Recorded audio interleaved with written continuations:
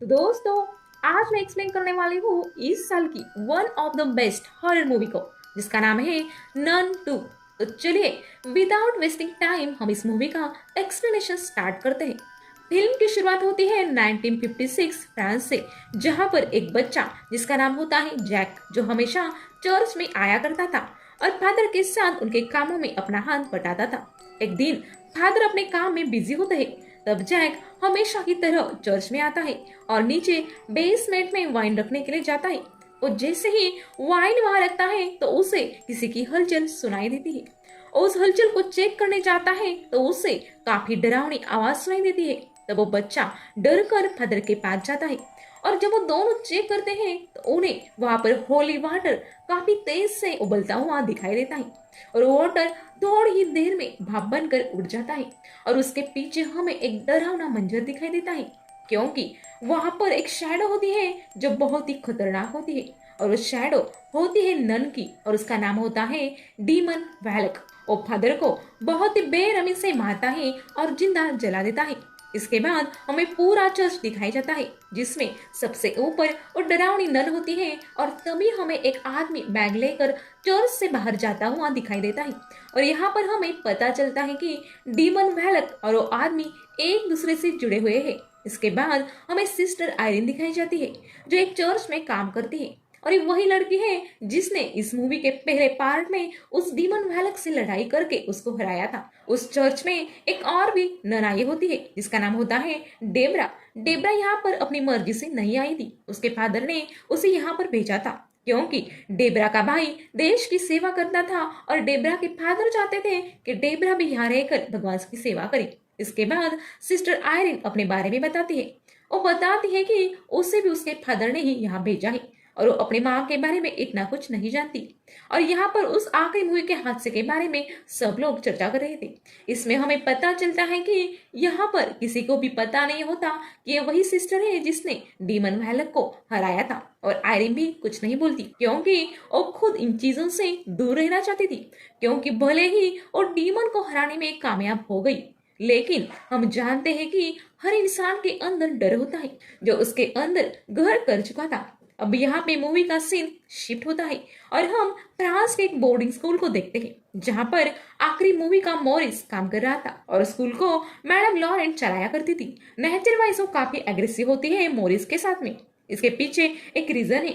असल में उनका बेटा सेड्रिक चैपल के अंदर मारा गया था, जिसके बाद चैपल के अंदर जाने के लिए सबको निर्बंध लगाया गया था। अभी स्कूल में सोफी नाम की एक लड़की भी पढ़ती थी, जिसकी मदर केट वहीं पर टीचर थी। अब सोफी और मॉरिस अच्छे दोस्त होते हैं और उसकी किड से भी अच्छी बनती थी और वो इन दोनों की अच्छी केयर भी करता था। और इस स्कूल में तीन चार ऐसी लड़कियां थी जो हमेशा सोफी को तंग करती रहती थी, जिससे मॉरिस उसे हमेशा बचाता रहता है। और वो लड़कियां सोफी को मॉरिस उसका बॉयफ्रेंड है ऐसा कहकर चिढ़ाती है। यहाँ पर हमें मॉरिस के साथ कुछ ना कुछ गड़बड़ जरूर है, ये समझ में आता है। और हम जानते हैं कि वो गड़बड़ क्या है, क्योंकि उसके अंदर नन यानी कि डीमन वैलक थी। अगले सीन में हम एक डिलीवरी गर्ल को देखते हैं जो कुछ सामान देने के लिए यहाँ पर आई थी। तब उसका ध्यान मॉरिस पर जाता है जो कॉकरोचेस को खा रहा था, जो सुनकर भी हमें उल्टी आने जैसा लगता है। उसे इस बोर्डिंग स्कूल की मैडम ने एक कॉकरोच साफ करने के लिए कहा था, क्योंकि जो तीन चार बुरी लड़कियां थी उन्होंने मैडम के रूम के अंदर इन कॉकरोचेस को डाल दिया था। तभी हम देखते हैं कि मॉरिस के अंदर से डीमन वैलक बाहर आती है और वो उस लड़की को मार डालती है, क्योंकि उस लड़की ने उसे देख लिया था। अब आपको समझ में आया होगा कि शुरुआती सीन में चर्च के बाहर जो आदमी जा रहा था वो कोई और नहीं बल्कि मॉरिस ही था, और उसने ही चर्च के फादर को एकदम बेरहमी से जलाकर मार डाला था, क्योंकि उसके ही अंदर डीमन वैलक था। और वैलक ऐसे ही किसी को नहीं मार रही थी, इसके पीछे बहुत बड़ा रीजन था जो आपको आगे चलकर पता चल जाएगा। अब अगले सीन में हम सिस्टर आयरिन को देखते हैं, जिसे मॉरिस के नाइटमेयर आ रहे थे, जो उससे हेल्प मांग रहा था। लेकिन तभी उसे वैलक डरा देती है, क्योंकि वो इन सब चीजों से जुड़ी हुई थी। अब सीन शिफ्ट होकर हम फिर से बोर्डिंग स्कूल को देखते हैं, जहां पर वो बुरी लड़कियां सोफी को परेशान करने का सोचती है और उसे लेकर उस चैपल में जाती है, जहां पर जाने के लिए मैडम लॉरेंट ने मना कर दिया था। वो लड़कियां सोफी से कहती है कि हमें वहां पर जाकर एक गेम खेलना है। वो लड़कियां सोफी को वहां लेकर जाती है और उसे कहती है कि तुम्हें इस गॉड की आंखों में देखना है, और तुमने ऐसा नहीं किया तो डेविल आ जाएगा। और वो लड़कियां उसे अकेला छोड़कर वहां से भाग जाती है। थोड़ी देर के बाद वहां पर पैरानॉर्मल एक्टिविटी होने लगती है और सोफी के सामने नन आती है और उसे हॉन्ट करने लगती है कि तभी वहां पर मॉरिस आता है और सोफी को बचा लेता है। और सोफी की माँ किट वहां पर आकर सोफी को वहां से लेकर जाती है और सीन शिफ्ट होता है और हम सिस्टर आयरिन को देखते हैं। उसके पास एक आदमी आता है और वो उन सबको उस केस के बारे में बताता है, जो केस हमने मूवी की स्टार्टिंग में देखा था कि फादर को नन ने कैसे बेरहमी से मार दिया था। तो वो आदमी आयरिन से कहता है कि हमें तुम्हारी हेल्प चाहिए, लेकिन आयरिन इस चीज के लिए मना कर देती है और बोलती है कि फादर इस चीज के लिए तुम्हारी हेल्प कर सकते हैं। लेकिन वो आदमी बोलता है कि फादर की भी मौत हो चुकी है और इस चीज में अगर कोई हमें हेल्प कर सकता है तो वो सिर्फ सिस्टर आयरिन ही है। और यहाँ पर इंसानियत की बात थी, इसलिए सिस्टर आयरिन अपने डर पर काबू पाती है और चली जाती है इस केस का इन्वेस्टिगेशन करने के लिए, क्योंकि यहाँ पर रेवरन यानी कि उस आदमी का मानना था ये मौत ऐसे ही नहीं हो रही है। यहाँ पर जो सारी की सारी जड़ें हैं वो रोमानिया से जुड़ी है और वहां पर वो वैले क्यों आया है उसका रीजन सिर्फ सिस्टर आयरिन ही बता सकती है। अब आयरिन फ्रांस के उसी चर्च के लिए निकल जाती है जहां पर फादर को जलाकर राख कर दिया था और यहाँ पर उसका साथ देने के लिए सिस्टर डेब्रा चुपके से ट्रेन के अंदर चढ़ जाती है। आयरिन उसे समझाती है कि ये ठीक नहीं होगा और पता चलने पर उसे निकाल दिया जाएगा। तब डेब्रा उसे अपनी माँ का फोटो दिखाती है और कहती है कि वो भी जलकर ही मारी गई थी और वो उसे ही अपना गॉड मानती थी और तब से उसका भरोसा टूट गया है और तब से उसे कोई मिरेकल नजर नहीं आई और वो नहीं मानती है कि वाइन को छू के प्रेयर्स करने से वो जीसस क्राइस्ट के खून में बदल सकता है। जिस पर आयरिन बोलती है कि वो सिर्फ अपने आप पर भरोसा रखे, क्योंकि भरोसे से ज्यादा कुछ और नहीं है और उसने खुद बड़े बड़े मिरेकल्स देखे हैं और असल में डेब्रा उन्हीं मिरेकल्स को देखने उसके साथ आई थी। साथ में आयरन उससे अपनी माँ की कहानी बताती है। वो बोलती है कि मैंने तुम्हें झूठ बोला कि मुझे मेरी माँ याद नहीं है, बल्कि मुझे मेरी माँ अच्छी तरह से याद है। वो गॉड को बहुत ज्यादा मानती थी और उसे गॉड की साइड मिल गई थी, लेकिन उसके हस्बैंड उस पर भरोसा नहीं करते थे और उसके पिता ने उसकी माँ को मेंटल हॉस्पिटल भेज दिया था हमेशा के लिए। इसके बाद वो उनको कभी भी नहीं दिखी। खैर, अब इसके बाद उन दोनों ने इन्वेस्टिगेशन शुरू कर दिया था और आयरिन को चर्च के अंदर आते ही जैक के विजन आने लगते हैं, यानी कि उस छोटे बच्चे के जो शुरुआत में देखा था। और आयरिन को यहाँ पर नन भी हॉन्ट करने लगती है। तभी आयरिन को जैक खेलता हुआ नजर आता है और वो कहता है कि हाँ, मैंने देखा था उस शैडो को यानी कि वैलेक को। और तभी उसे नन हॉन्ट करती है, जो कि बहुत ही डरावना सीन होता है। आपने ट्रेलर में देखा होगा कि किताबें अपने आप पलटकर नन का रूप ले लेती है, जो कि काफी हॉरर सीन होता है और वही सीन यहाँ पर हो रहा था। इसके बाद वैलेक सिस्टर आयरिन का गला पकड़ लेती है और तब उसे एक नन दिखाई देती है जिसकी आंखें निकाली जा रही थी। उसके बाद सिस्टर आयरिन बेहोश हो जाती है और डेब्रा आकर उसे संभालती है। अब इसके बाद हम देखते हैं कि स्कूल में मॉरिस बार बार वैलेक के द्वारा पजेस हो रहा था और बहुत सारी अजीब अजीब सी घटनाएं स्कूल में घट रही थी, जिससे सोफी बहुत ही ज्यादा डर जाती है। यहाँ पर सोफी को फ्यूचर इवेंट्स दिखाई देते हैं, जिसमें एक गेट खुलता है जो मेरे ख्याल से मैडम लॉरेंट का ही घर था और एग्जैक्ट वही सीन था जब लॉरेन ने नन का असली नाम लेने की कोशिश की थी। जब हॉल के अंदर उसे नन दिखाई देती है और उसकी बेटी उनकी तरफ इशारा करती है, तभी दूसरे सीन में सिस्टर आयरिन को हॉस्पिटल में होश आता है और वो समझ जाती है कि आखिरी टाइम मॉरिस ने ही उसका साथ दिया था, उसे बचाया था। तभी वैलक ने उसे अपना शिकार बना लिया और इस तरह से वो बच गई और सब जगह घूमकर उस सबकी जान ले रही थी। तभी सिस्टर डेब्रा वहां आती है और बताती है कि जैक यहाँ पर आया था और एक हॉली क्रॉस देकर यहाँ से चला गया है, जिस पर एक सिंबल बना हुआ था जो आयरिन ने अपने सपने में भी देखा था और ये सिंबल सभी मरने वाले लोगों के ऊपर भी था, यानी कि ये सिंबल बहुत ही इम्पोर्टेंट है। अब इस सिंबल के बारे में पता करने के लिए ये दोनों कैथोलिक अर्काइव में जाते हैं। तब उन्हें पता चलता है कि ये सिंबल एक खानदानी सिंबल है और ये सेंट लूसी के खानदान से है और आयरिन ने अपने विजन के अंदर सेंट लूसी की आंखें निकलती हुई देखी थी, जो कि एक बहुत ही पावरफुल रैलिक है। यहाँ फिर एक है कि बहुत ही प्राचीन चीज है और फिलहाल उसे छुपाया गया है। तब सिस्टर आयरिन कहती है कि ये सभी लोग सेंट लूसी के वंशज हैं और जैसा कि मैंने कहा था कि वेलक ऐसे ही किसी को नहीं मार रही है।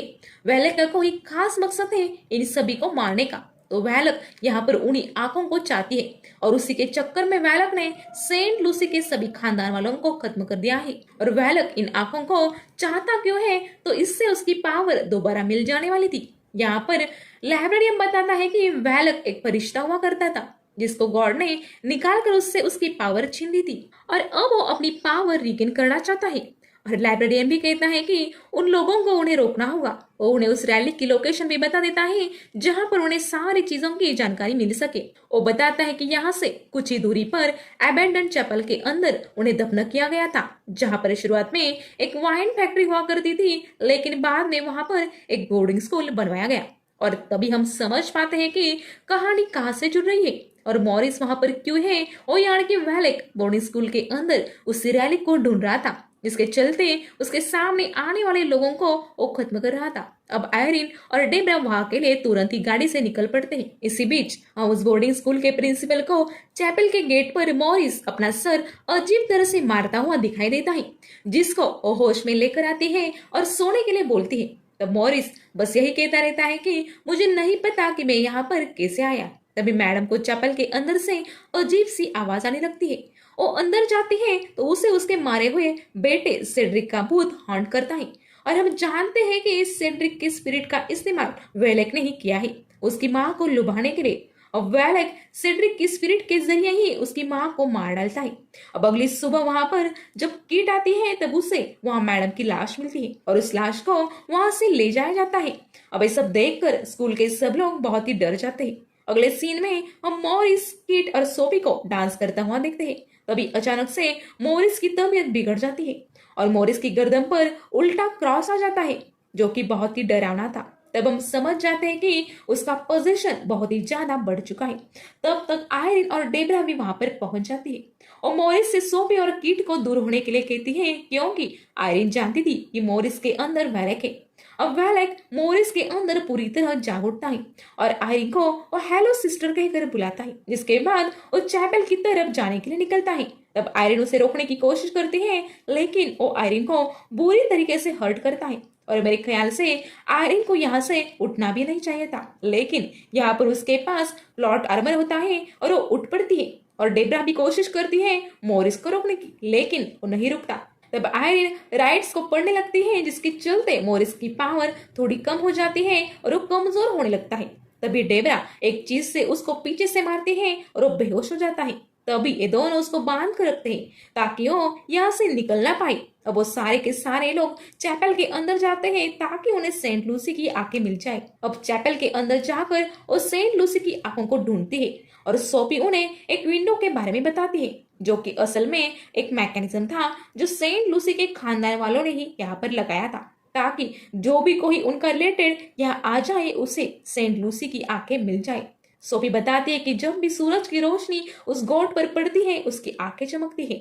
अब डेब्रा जाकर वहां पर टॉर्च लगाती है तब लाल रंग की एक लाइन वहां पर आती है और उस सेंट लूसी की आंखें कहाँ पर है उसका रास्ता दिखाती है और उसे वो रेलिक मिल जाती है। और इधर मॉरिस भी जाग जाता है, साथ ही उस विंडो में जो गोट होता है जिसे वो डीमन मान रहे थे वो भी गायब होता है, जिसको देखकर सोफी बहुत ही ज्यादा डर जाती है और वो गोट मॉन्स्टर बाकी बच्चों को हॉन्ट करने लगता है, यानी कि वेलेक का रियल रूप हॉन्ट करने लगता है और वो रूप बहुत ही डरावना होता है। तभी वहां पर डेब्रा आकर उन बच्चियों को बचाने का प्रयास करती है। तभी अचानक से और भी ज्यादा हलचल स्टार्ट हो जाती है और ये सभी भागकर एक रूम में चले जाते हैं जहां पर स्कूल के प्रिंसिपल का भूत उन्हें हॉन्ट करता है।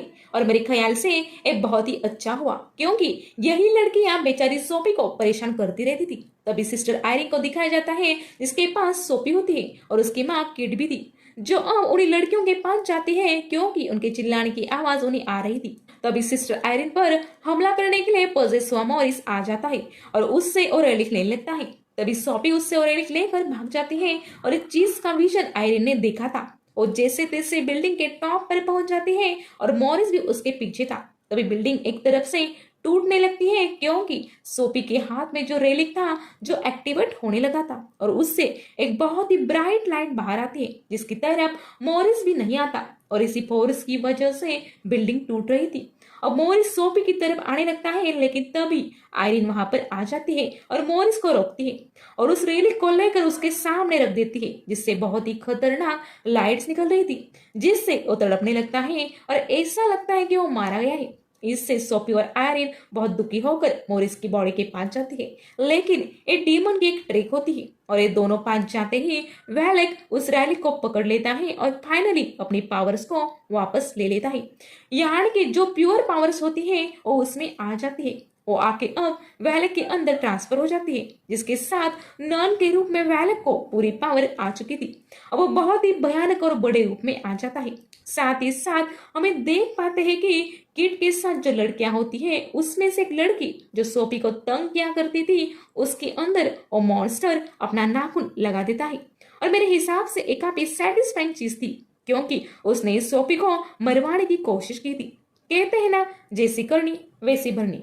अब वैलेक इतना शक्तिशाली हो गया था कि वो आयरिन को उठाकर जलाने लगता है जैसा उसने फादर को जलाया था। लेकिन इतने में आयरिन को अपनी मदर की याद आती है और साथ ही साथ हम एक और झलक देख पाते हैं लॉरेन वॉरेन की। यहाँ पर सारे के सारे फ्यूचर इवेंट्स दिख रहे थे और कैसे चीजें कनेक्ट हो रही है जिसके बाद सिस्टर आयरिन की उसकी माँ की और लॉरेन की आंखें चमकती है। इसका सिंपल सा मतलब यह है कि ये सारे के सारे वंशज है सेंट लूसी के और इसी तरह से लॉरेन वॉरेन और आयरिन कनेक्ट है।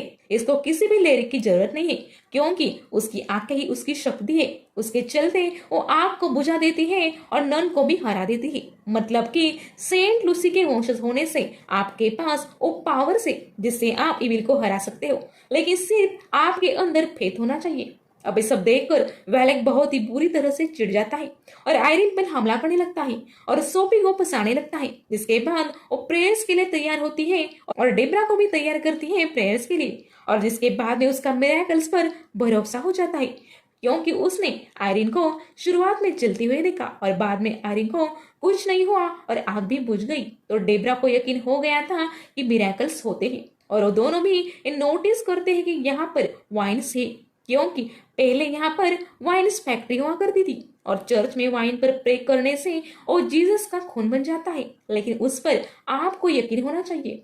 वो दोनों वाइन पर प्रे करने लगती है जिससे कि वो वाइन होली ब्लड बन के फिर से पड़ता है जैसे कि नन बन के फिर से पड़ता है। बस फर्क इतना था कि वहां पर रियल जीसस क्रिस्ट का ब्लड था लेकिन यहाँ पर ऑब्वियसली बात है कि फेथ को बहुत ही ज्यादा महत्व दिया गया है। अब वो वाइन पवित्र खून में परिवर्तित हो गई थी। वो वैलेक को जलाकर खत्म कर देती है लेकिन हम जानते हैं कि एविल ऐसे ही खत्म नहीं होते और वैलेक भी यहाँ से फिलहाल के लिए चला गया था और इसका रीजन भी यहाँ पर बहुत ही सॉलिड है। अब मूवी के एंडिंग सीन में हम देखते हैं कि यहाँ पर ऑलमोस्ट सब कुछ ठीक हो गया था लेकिन हम जानते हैं कि वैलेक ने मोरिस को नहीं छोड़ा था। आगे चलकर एड और लॉरेन उसका एग्जॉर्सिज्म करते हैं और सबसे बड़ी बात यह है कि यहाँ पर मॉरिस के एक्सप्रेशन से हम समझ पाते हैं कि वो पक्का ठीक नहीं हुआ था और नन भी फिलहाल के लिए यहाँ से चली गई थी और हो सकता है कि वो किसी और के अंदर चली गई होगी लेकिन मुझे लगता है कि वो सिर्फ मॉरिस के अंदर ही रह सकती है और यहाँ पर उसका असली मकसद और कुछ नहीं बल्कि उसे सिर्फ वो रैलिक चाहिए था। यहाँ पर हम एक पोस्ट क्रेडिट सीन में एड और लॉरेन वॉरेन को देख पाते हैं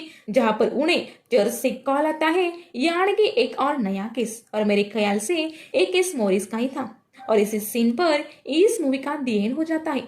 तो चलिए मिलती हूँ अगली वीडियो के साथ, तब तक के लिए गुड बाय।